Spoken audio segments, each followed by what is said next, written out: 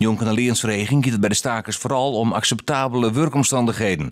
Zoals 4 minuten huiskepauze, 3 minuten keertijd op de eindhalte en reële routine. Arriva is een belangrijke speler binnen de werkgeversorganisatie.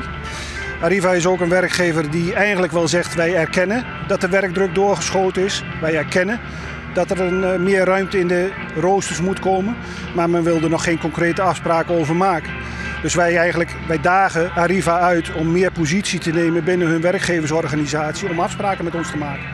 De stiepe voor acties bij het publiek lieken er net grutter op te winnen. Ik snap wel dat ze een betere CAO willen, maar ze moeten iets anders verzinnen.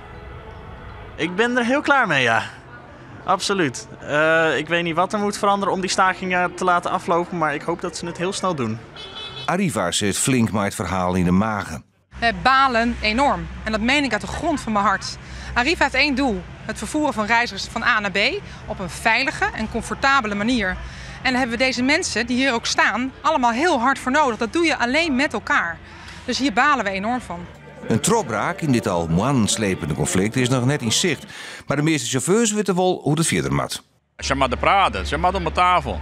Mensen, werkjouwers en vakbond, die moeten praten, ze moeten gewoon om de tafel. We moeten net met 14 dagen hier wezen.